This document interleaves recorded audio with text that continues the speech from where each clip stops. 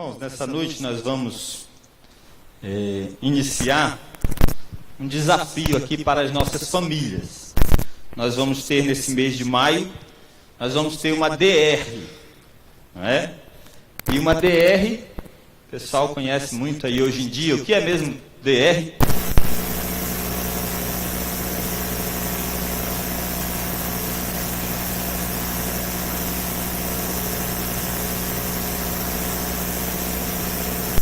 Aqui,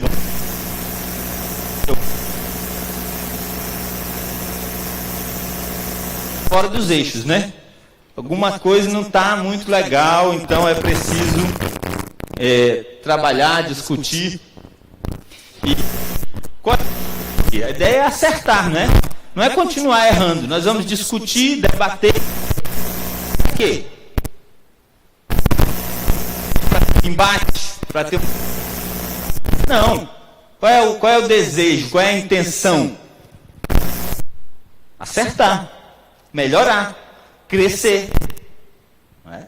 Então nós vamos lidar com isso nesse mês de maio, que é o mês da família. Então tá lá, ó, discutir a relação. Não. O nosso DR vai ser diferente. O DR do crente tem que ser diferente. Não pode ser só discutir a relação. Não é? O nosso DR, então, vai ser disposto a renunciar.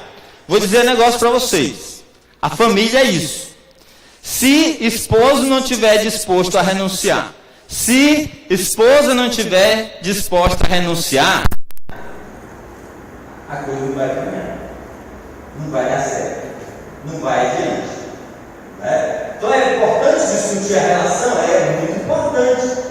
E casais discutam a sua relação, não é? E a intenção é melhorar. Mas o nosso DR principal deve ser esse: disposto a renunciar. Vamos falar juntos? Disposto a renunciar. Muito bem. A ideia aí então é discutir a relação familiar à luz dos ensinamentos da palavra de Deus. O que a Bíblia nos ensina? O que a palavra de Deus nos ensina a respeito de família, a respeito dessa relação tão importante e como nós podemos melhorar e avançar a cada dia nas nossas famílias, visando.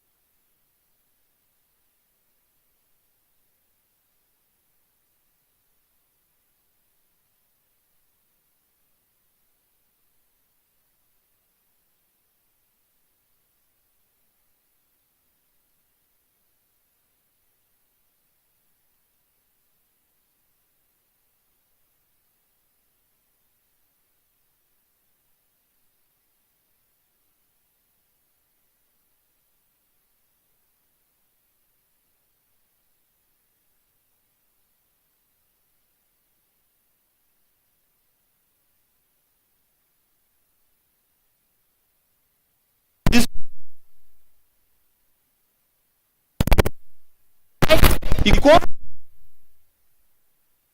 prática. Mesmo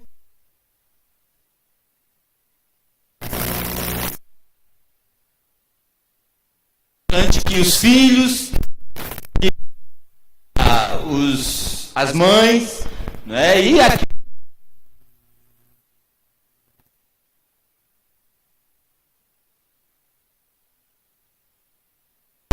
nesses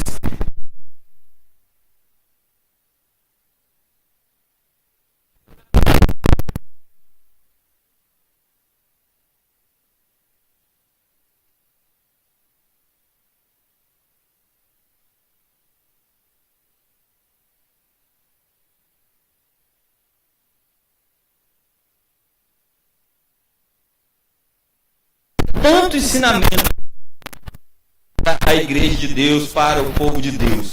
O versículo principal, ao meu ver, dessa carta é o versículo 15 do capítulo 3, que diz assim: antes santificai a Cristo como Senhor em vosso coração, estando sempre preparados para responder a todo aquele que vos pedir razão da esperança que há em vocês. Para mim, esse é um versículo principal de toda essa carta. Essa carta foi escrita pelo apóstolo Pedro, foi escrito num momento bem especial, bem particular da sua vida, já no final da sua caminhada, e a igreja estava vivendo uma perseguição tremenda, inclusive estavam sendo espalhados. Eu vou falar disso, mas eu queria então que nós primeiro víssemos algumas considerações que são primárias aqui para a nossa meditação. Quais são essas considerações? Primeiro, esses ensinamentos aí, esse texto apresenta conceitos que são perenes. São para todo crente em todas as épocas. A palavra de Deus não muda. A palavra de Deus não muda de acordo com a cultura, de acordo com a época. Então estas orientações aqui não são para as famílias apenas do século I, do momento em que Pedro estava pregando e ensinando, mas são considerações perpétuas, são ensinamentos para todos os crentes em todas as épocas, são para nós hoje, e nós precisamos ter os ouvidos atentos para estas verdades aqui. Em segundo lugar, uma outra consideração é que o texto aqui traz determinações que não são opcionais. Ele não está dizendo, olha, se você quiser fazer assim, faça. Se você não quiser, você pode fazer diferente. Não é uma opção para o crente, para aquele que quer, então, como o apóstolo Pedro fala aí no capítulo 3, versículo 15, aquele que quer santificar a Cristo como Senhor em seu coração, precisa estar disposto a obedecer esses ensinamentos. Então essas determinações não são opcionais, nós precisamos acatá-las. Nós somos súditos de um rei, nós não somos donos de nós mesmos, nós pertencemos ao Rei dos Reis. Nós, como o apóstolo Paulo fala lá na carta aos Efésios, no capítulo 2, nós estávamos mortos nos nossos delitos e pecados, mas Ele nos deu vida juntamente com Cristo, pela graça sois salvos. Ele nos transportou do império das trevas para o reino do seu Filho amado. Então, não são determinações opcionais. Nós precisamos ter os ouvidos atentos e dispostos a obedecer. Uma terceira consideração é que essas verdades aqui são espirituais e são dirigidas a crentes em Cristo. Pedro está se dirigindo aqui a mulheres crentes que têm marido não crentes, ou a maridos crentes que têm mulher não crente. Ou então, que os ensinamentos também podem ser para aqueles casos em que ambos são crentes, né? E precisam estar dentro desses parâmetros, obedecendo a essas orientações aqui. Então, são verdades que são espirituais, são dirigidas a crentes, como o apóstolo Paulo fala também em 1 Coríntios capítulo 2, 14, essas coisas se discernem espiritualmente. As pessoas, o homem carnal, ele resiste contra isso. Ele acha resistência no seu coração para obedecer isso. Mas o crente, aquele que quer ser obediente a Deus, quer viver da maneira como Deus quer que ele viva, ele precisa estar disposto a ser moldado, a obedecer esses ensinamentos. A última consideração é que a caminhada cristã envolve deveres domésticos. Não é? A caminhada cristã envolve deveres no lar, na família. Você não pode ser crente só quando você vem para a igreja. Nós viemos aqui para adorar, nós saímos daqui para servir. Mas nós continuamos adorando, não é? No ambiente da nossa casa, no ambiente da nossa escola, do nosso trabalho, da vizinhança. Nós precisamos estar dispostos a servir. Mas o que nós precisamos lembrar como consideração aqui é que a nossa caminhada cristã envolve deveres domésticos. Envolve uma disposição de mudança no ambiente da nossa casa, da nossa família. Mas olha que interessante, o apóstolo Pedro fala da nossa posição em Cristo, aquilo que nós somos em Cristo, o que você é em Cristo, se é que você já entregou a sua vida a Ele. Se você ainda não fez isso, você pode fazer nessa noite, não é? Você pode chegar em casa e dizer: Senhor, eu quero ter um encontro pessoal contigo, eu quero te buscar, eu já entendi que o Senhor morreu na cruz para me salvar, eu já entendi que ao 3º dia o Senhor Jesus ressuscitou, está vivo. Eu sei que um dia Ele vai vir buscar o seu povo, a sua igreja. Eu já entendi todas essas verdades. Eu sou um crente em Cristo, eu quero te buscar. Eu quero andar como o Senhor deseja que eu ande. Eu quero obedecer aos teus ensinamentos. Se você ainda não viveu esse momento, essa experiência de se colocar à disposição do Senhor e dizer que você quer entregar a sua vida completamente a Ele, você pode fazer isso agora, você pode fazer isso hoje, tá? Não deixe isso para amanhã. Mas essas considerações aqui são muito importantes, e aqui o apóstolo Pedro fala da nossa posição em Cristo, aquilo que nós somos em Cristo, por causa da nossa conversão, por aquilo que o Senhor Jesus fez por nós. Então, o que nós somos? O apóstolo Paulo fala daquilo que nós éramos, não é? Nós estávamos desgarrados como ovelhas. O apóstolo Pedro fala aqui, no capítulo 2, que nós nem éramos povo, mas agora nós somos povo de Deus. Mas olha só, aqui no capítulo 1, no início do texto, ele diz que o apóstolo Pedro está escrevendo para aqueles que eram estrangeiros. E aqui, então, nós podemos perceber ou nos colocar no lugar dessas pessoas que eram destinatários dessa carta.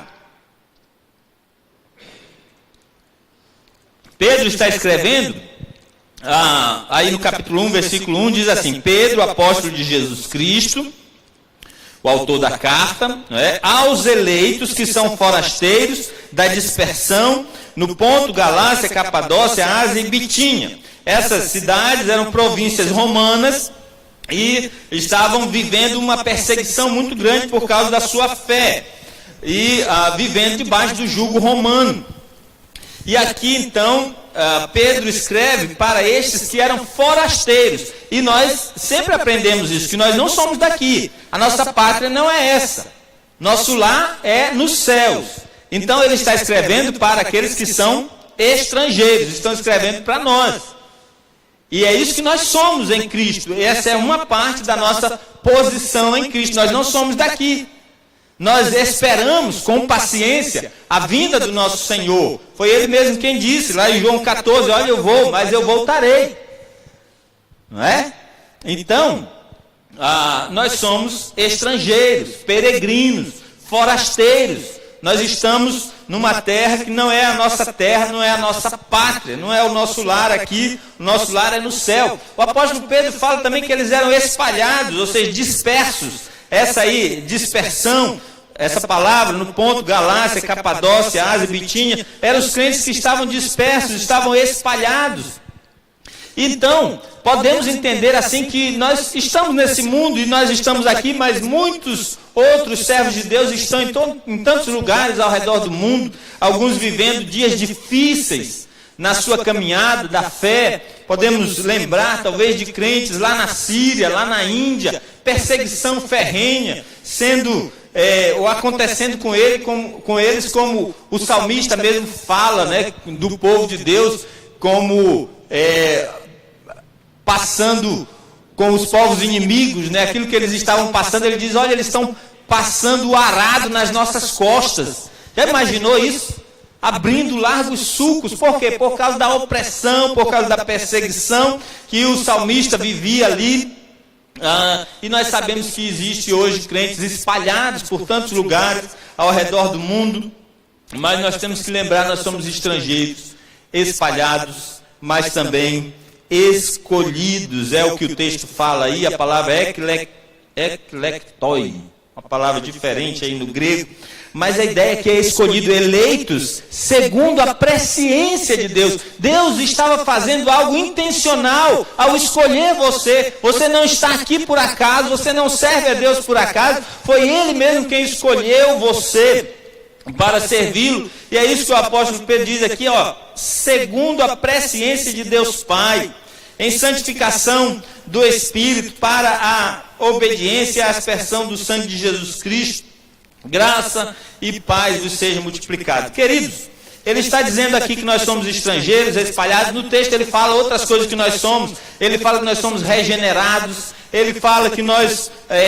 somos nação santa, povo de propriedade exclusiva de Deus. Ele fala que nós somos proclamadores das verdades de Deus. Fala muita coisa nesse texto aqui, como eu disse, são grandes desafios que há aqui. Eu não queria deixar isso aqui fora, porque no capítulo 1, no final do capítulo 1 e no capítulo 2, o apóstolo Pedro nos traz desafios para uma vida de santidade. E quais são esses desafios? Eu queria só citá-los aqui, quem sabe numa outra oportunidade, num outro estudo a gente lida com isso, mas nos seus particulares. Mas ele diz assim no capítulo 1, no versículo 13, diz assim: por isso, cingindo o vosso entendimento, sede sóbrios e esperar inteiramente na graça que vos está sendo trazida na revelação de Jesus Cristo. Aqui ele dá 10 desafios a uma vida de santidade. E quais são esses desafios? Eu vou só citar porque, como disse, não é o assunto principal aqui falar dessa vida de santidade, mais particularmente. Claro, nós vamos falar sobre os maridos e eles precisam viver essa vida de santidade, mas o nosso assunto aqui é outro. Mas eu queria só citar aqui, porque ele fala: prepare a mente, cingindo o vosso entendimento. Ele está dizendo: olha, prepare a mente, porque às vezes nós somos assaltados com situações que exigem de nós uma rápida ação. E essa ação, ela precisa ser acertada. Não é? Você já conviveu no trânsito com aquele momento assim que você vai se chocar com outro carro e você conseguiu desviar em cima do... Você conseguiu evitar um acidente talvez fatal.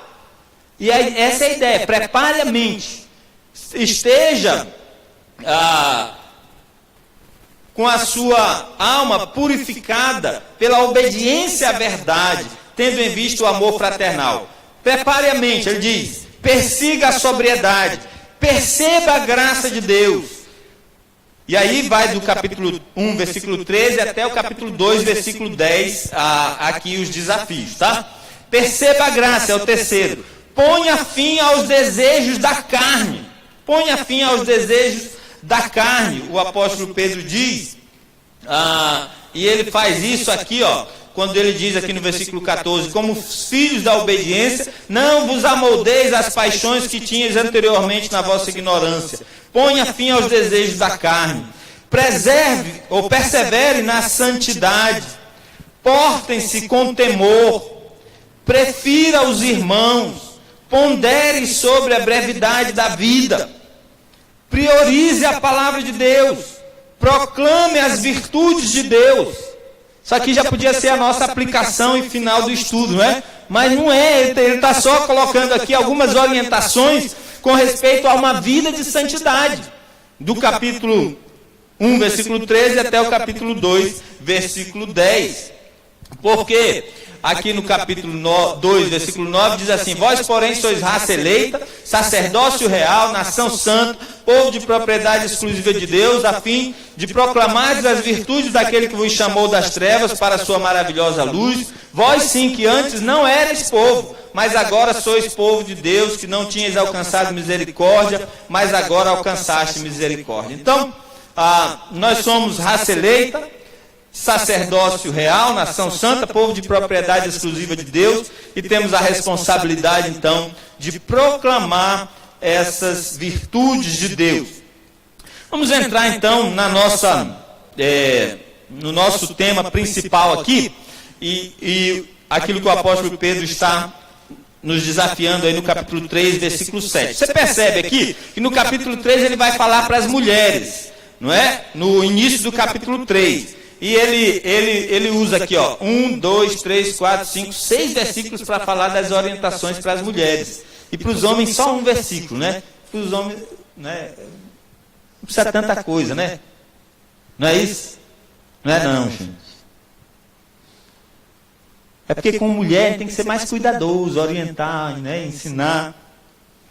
E os homens? O homem é pai buff, né? Curto e grosso. E aqui, então, há orientações para o marido que deseja viver com sabedoria. Os maridos, o apóstolo Pedro está nos ensinando a sermos sábios. Foi Deus que instituiu o casamento, e Ele instituiu para a felicidade do gênero humano. Nós precisamos entender que na nossa casa, nós precisamos refletir em nossas famílias a glória de Deus, e nós precisamos também reproduzir essa glória de Deus através de uma vida de amor que reflita o caráter de Deus.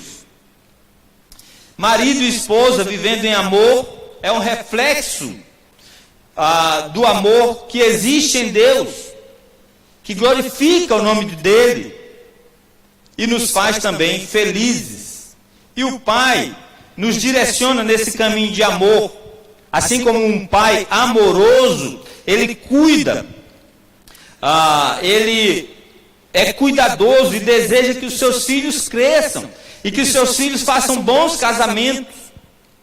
O apóstolo Pedro fala às esposas, e no domingo que vem nós vamos tratar disso nos versículos 1 a 6 aí, e ele se dirige primeiramente a elas, dando primazia, né, à mulher. Ele diz aí, ele orienta, ensinando que elas são ajudadoras do homem, e que através de uma vida espiritualmente profunda, de um intenso relacionamento com Deus, mesmo que os maridos não sejam crentes, ainda não entendam a verdade, ou até sendo crentes, mas que tenham uma vida, ou que não tenham uma vida ainda de plena obediência, ainda assim, elas podem e devem cumprir as suas obrigações como esposas consagradas a Deus. Tá? Então, esposas, nada de ficar em casa domingo que vem, todo mundo aqui, né? E elas precisam ter também o esposo como líder em sua vida familiar.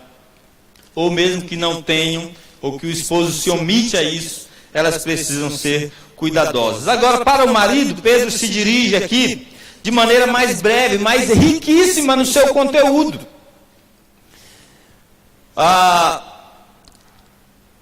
Então, nesse texto, ele nos ensina, não é, para que, como maridos, vivamos uma vida sábia, na nossa maneira de viver com a esposa, na nossa caminhada no lar, que nós devemos ter discernimento, entendimento, buscar a sabedoria, viver com sabedoria.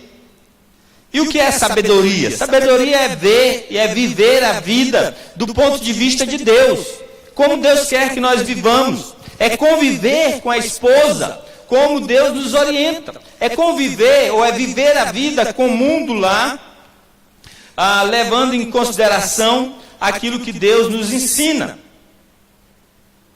Mas olhando aí para o nosso texto principal, o apóstolo Pedro diz: maridos, vós igualmente vivei a vida comum do lar, com discernimento.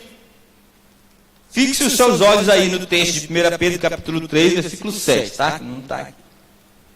Com discernimento, ou com entendimento, ou com conhecimento, tendo consideração com a vossa mulher como parte mais frágil, tratai-a com dignidade, porque sois juntamente herdeiros da mesma graça de vida. Então essa é a razão, sois juntamente herdeiros da mesma graça de vida. E qual o propósito disso? Para que não se interrompam as vossas orações. Então, ele passa a explicar, a orientar como conviver com a esposa do ponto de vista de Deus. Então, com essas preliminares aí na nossa mente,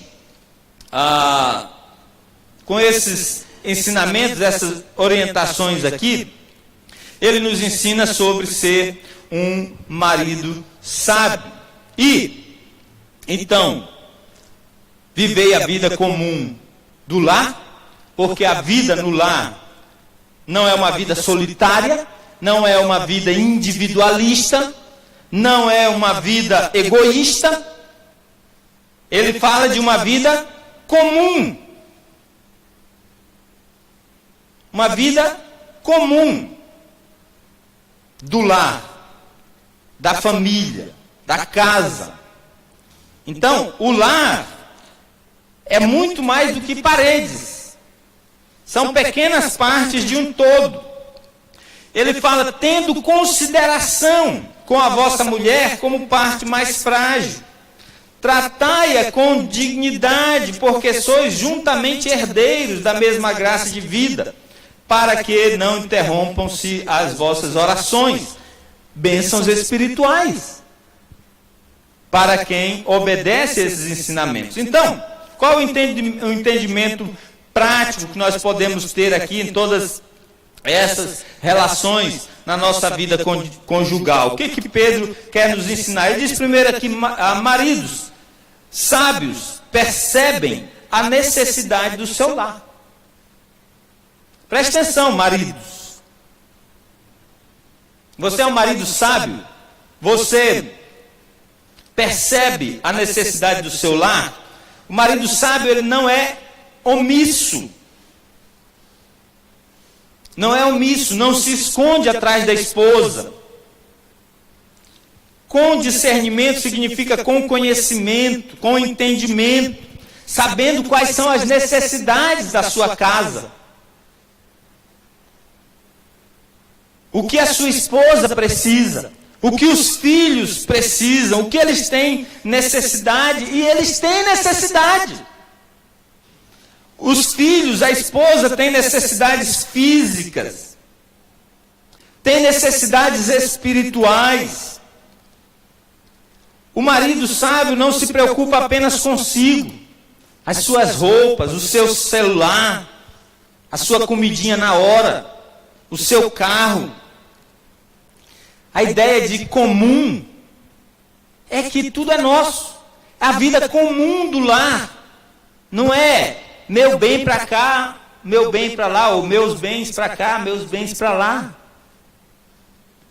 Então nós precisamos entender o que é essa vida comum. Então o que o marido precisa conhecer no ambiente do lar? O apóstolo Paulo, em 3 textos pelo menos, ele fortalece essa orientação. Olha o que ele diz lá em Efésios capítulo 5, 25 a 29. Vamos ler aí? Maridos, amai vossa mulher, como também Cristo amou a igreja, e a si mesmo se entregou por ela, para que a santificasse, tendo purificado por meio da lavagem de água pela palavra, para apresentar a si mesmo igreja gloriosa, sem mácula nem ruga, nem coisa semelhante, porém santa e sem defeito. Assim também os maridos devem amar a sua mulher como ao próprio corpo. Quem ama a esposa, a si mesmo se ama, porque ninguém jamais odiou a própria carne, antes a alimenta e dela cuida, como também Cristo faz com a igreja. Talvez ficou um pouco pequeno lá para vocês lerem tudo, né? Mas olha só, o apóstolo Paulo fortalece essa orientação de que os maridos devem perceber a necessidade da sua esposa, do seu lar. Mas também em 1 Coríntios capítulo 7, nos versículos 3 a 5, talvez dá para ler aí, vamos ler juntos. O homem deve dar à sua esposa tudo quanto é direito dela, como mulher casada. E a esposa deve fazer o mesmo com o marido, pois uma moça que se casa não tem mais todo o direito sobre o seu próprio corpo, porque o marido tem também seus direitos sobre ela. E do mesmo modo, o marido não tem mais todo o direito sobre o seu próprio corpo, pois ele pertence também à sua esposa.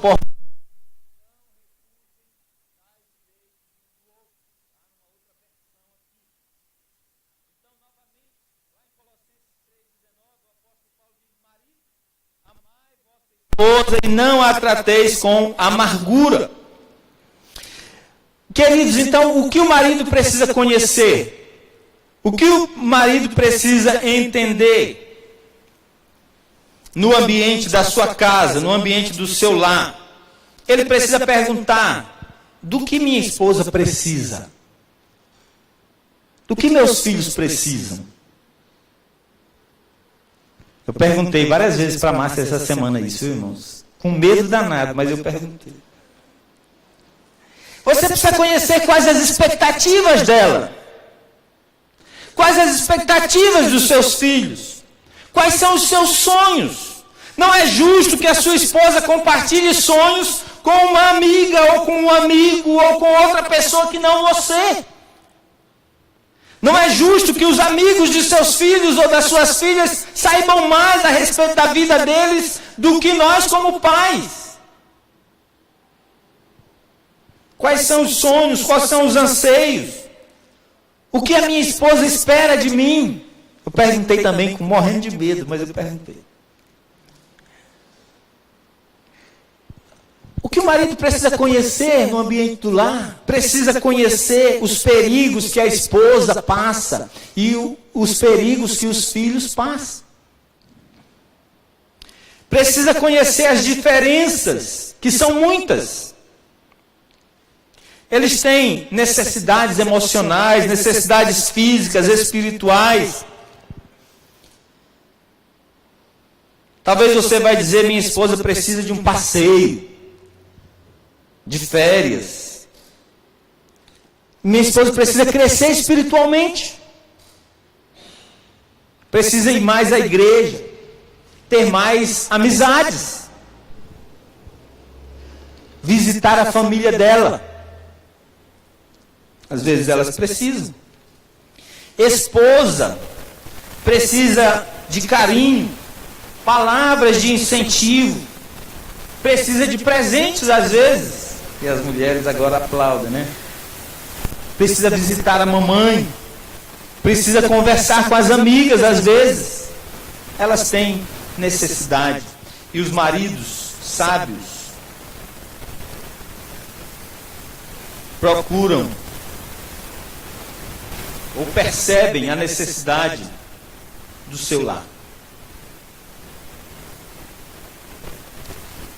Mas também, e o apóstolo Pedro nos ensina essa verdade aqui no texto, que os maridos sábios protegem a fragilidade da sua esposa. Ela é fisicamente mais frágil e o texto fala disso, tendo consideração com a vossa mulher como parte mais frágil. E isso não se trata de inferioridade intelectual ou moral. Elas foram feitas de um material diferente. E os maridos sábios precisam ter consideração com a esposa, como parte mais frágil. Ela chora à toa, se aborrece com muita facilidade, sofre com a dor do outro, com mais facilidade que o homem. E o marido sábio considera tudo isso e procura proteger, porque entende que ela é mais frágil e que foi Deus quem a fez dessa forma. E é interessante como Deus faz as coisas, pois essa mesma mulher que Deus chama de frágil, Ele criou para ser auxiliadora para o homem. E foi assim quando Eva foi criada, lá no Éden. E Deus a fez para auxiliar o homem. E essa palavra, auxílio, ela é usada somente para Deus e para a mulher. A mulher como auxiliadora idônea. Os maridos sábios protegem a fragilidade da sua esposa. Maridos, vocês têm protegido sua esposa? Têm entendido que ela é a parte mais frágil? Aqueles que vão casar precisam entender isso. Precisam saber que os maridos sábios percebem a necessidade do seu lar e protegem a fragilidade da sua esposa, tendo consideração com a mulher como parte mais frágil. Agora, importante, um segredo, tá? Para as meninas que ainda não casaram. Você quer saber se o seu esposo tem essas características aqui? Verifique como é que ele lida com a mãe dele. Como é que ele se relaciona com a sua mãe. Porque como ele lida com a mãe dele, assim ele vai lidar com você. Aí o segredo para os homens é o contrário, não é? Você vai casar, verifique como é que a menina trata o seu pai. Porque assim como ela trata o pai dela, ela vai lhe tratar também.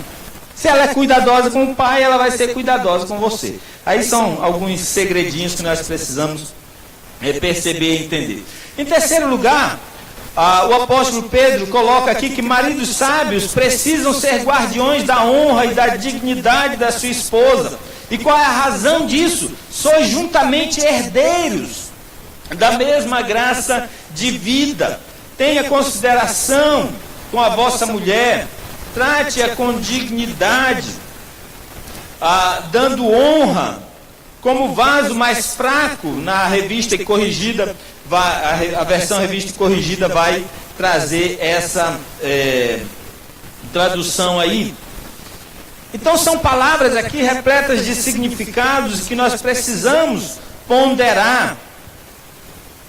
Tratar com dignidade ou honrar é uma palavra que é usada aqui em diversos lugares nessa primeira carta. No capítulo 1, versículo 1, ele diz: trata com dignidade. No 2,17 ele diz que todos devem ser tratados com honra, especialmente o rei. 1,7 ele diz que o valor da nossa fé, uma vez provada, trará louvor, honra e glória na revelação de Jesus Cristo. Então dar honra é reconhecer o valor. A mesma palavra é traduzida aqui como preciosidade, no capítulo 2, versículo 7. Preciosa, valorosa, valiosa. Uma referência ao nosso Senhor Jesus Cristo, a pedra angular de nossa salvação. A esposa, então, é preciosa, é valiosa. Ela deve ser tratada com honra, com dignidade, com respeito. A sua importância, o seu valor deve ser reconhecido. E isto é uma determinação real. É o rei quem está dizendo. É o supremo Senhor das nossas vidas. É uma determinação divina. A sua esposa é filha do rei.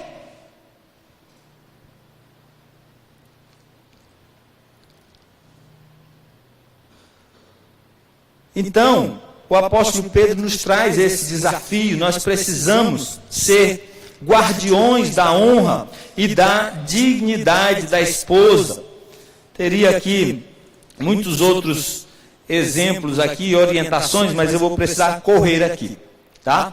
Mas é importante que o apóstolo Paulo também fala lá em 1 Coríntios capítulo 7, e nós devemos pensar a respeito disso.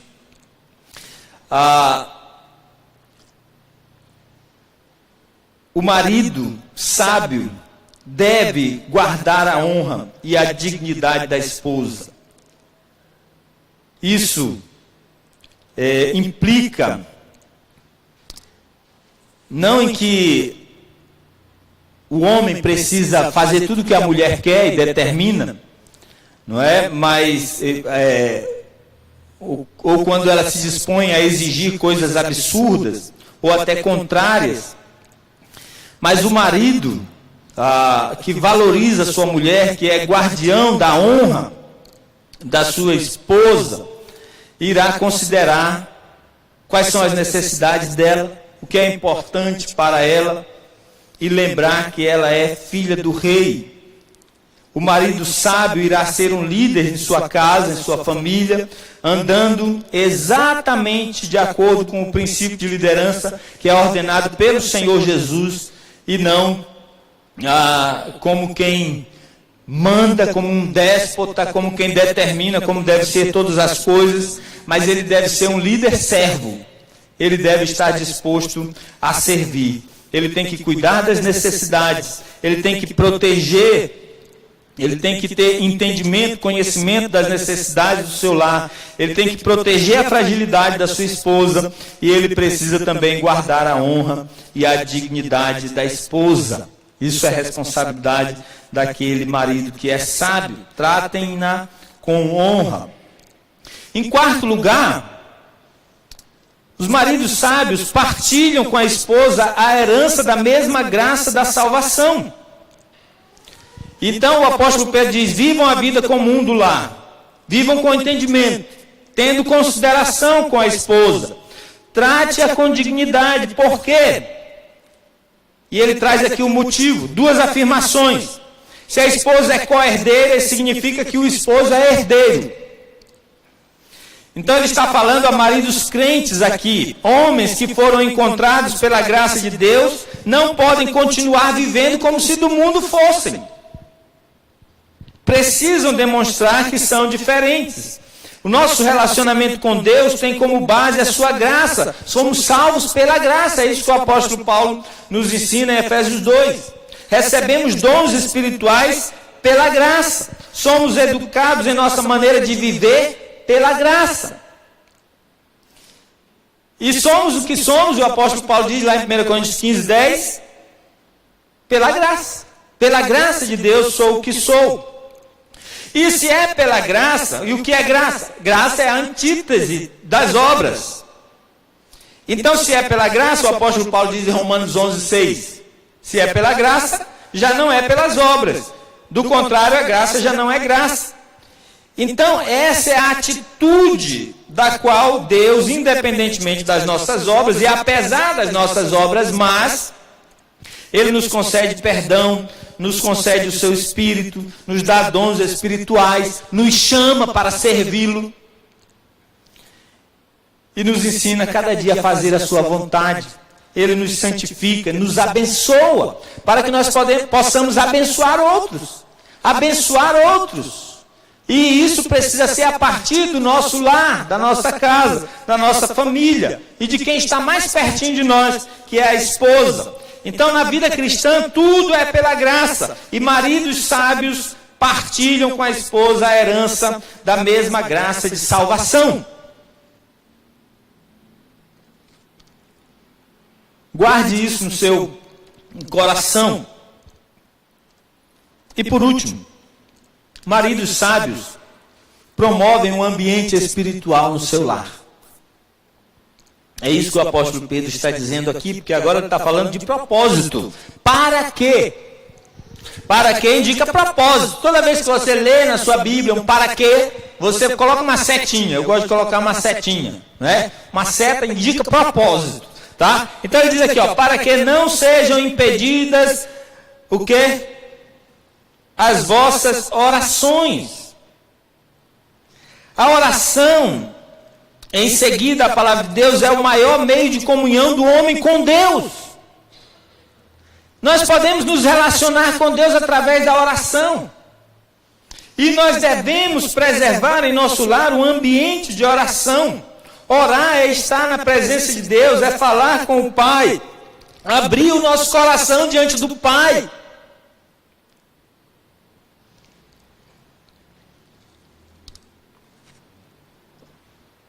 Toma água aqui que eu preciso falar uma coisa importante para as esposas ou para os maridos. Às vezes, a esposa precisa ir na casa do pai e abrir o coração para o pai. Às vezes porque ela não consegue falar para o marido. Às vezes ela vai para a mamãe e fala para a mamãe. E é tão bom quando ela pode se comunicar com a mãe. Minha esposa todo dia fala com a mãe dela no telefone, né? Às vezes fala com o pai também. Não sei, às vezes eu não sei o que ela está contando lá, né? Mas que sejam coisas boas, mas essa. E nós, crentes, nós podemos, a qualquer momento, chegar na presença do Pai e falar com Ele. A oração nos propicia isso. Então, orar é estar na presença de Deus, é abrir o nosso coração diante dEle. É o maior privilégio que um ser humano pode ter. Uma das maiores bênçãos que nós temos é esta, de poder dizer, como Ele mesmo nos ensina: eu clamo ao Senhor e Ele ouve a minha voz. Eu falo e Ele me responde. Maravilha. Mas veja, se eu não tiver no meu relacionamento com a esposa esta vida, pela graça de Deus, se eu não puder ter a ela e com ela a honra que Deus dá, se eu não puder, ou se eu não for um instrumento de Deus na vida dela, através do qual Deus vai promover boas coisas no ambiente da nossa casa e vai nos abençoar, todo o meu relacionamento com Deus é apenas uma farsa. Uma mentira, não existe. Mas o contrário, se eu cultivar um relacionamento com a minha co-herdeira da graça de Deus, esse vaso santo que Deus colocou ao nosso lado, para viver diante dEle, para viver comigo diante dEle. Muitos dos nossos tempos, dos nossos períodos de conversa precisam e devem estar sempre diante de Deus. Nós precisamos bater papo, conversar, informar, orar uns pelos outros. E no ambiente da casa, isso é algo maravilhoso. Sem que o marido olhe para a sua esposa com os olhos da fé, espiritualmente, ele não terá uma espiritualidade individual. João escreveu assim: aquele que não ama seu irmão a quem vê, não pode amar a Deus a quem não pode ver. Isso aqui é uma verdade enfática da palavra de Deus. E os maridos sábios, então, devem promover, como sacerdote do lar, é ele quem deve liderar o expediente espiritual na sua casa, na sua família. Maridos sábios promovem o ambiente espiritual do seu lar. Não jogue esse peso na mão da sua esposa, porque não é responsabilidade dela, é sua. Você precisa tomar a frente e fazer o culto doméstico. Chamar a família para essa responsabilidade tão importante da oração. E as orações, então, não serão interrompidas quando os maridos sábios percebem a necessidade do lar, protegem a fragilidade da sua esposa. Quando maridos sábios precisam ser guardiões da honra e da dignidade de sua esposa, maridos sábios partilham com a esposa a herança da mesma graça da salvação e promovem o ambiente espiritual do seu lar. Maridos crentes, via de regra, o centro dos problemas em nossas famílias é a ausência de um marido piedoso. E a submissão do marido a Deus, se submetendo também à paternidade de Deus, ou a sua paternidade a Deus. Você é um vaso nas mãos de Deus, e Ele soberanamente escolheu você para ser dele, para abençoar a sua casa, a sua família, dando a salvação. Ele concede dons espirituais que tornam úteis em suas mãos. Você é o herdeiro da graça de Deus. Então nada do que você é, tem ou virá a ser é pelo seu próprio mérito. A sua esposa é uma companheira, uma ajudadora na caminhada com Deus. Então, ela é de Deus. E nós devemos tratar a esposa como nós queremos ser tratados. E como Deus cuida de nós, assim nós devemos cuidar também da nossa esposa.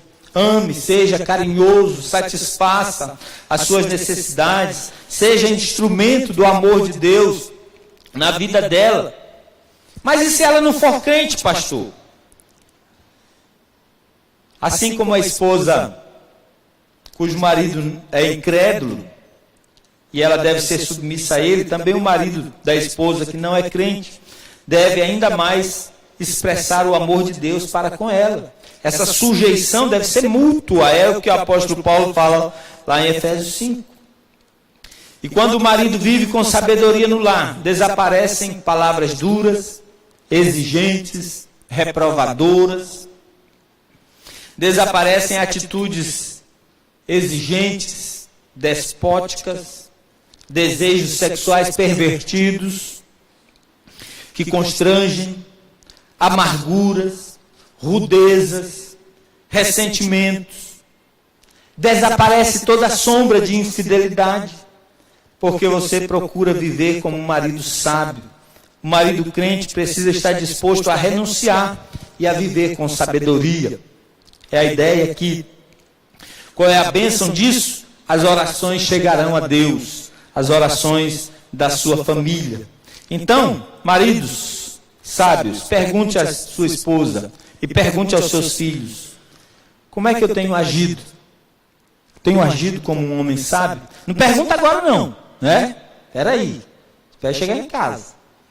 Não pergunta na frente de ninguém, não. Espera chegar em casa. Você se sente amada, importante e segura? Pergunte a ela.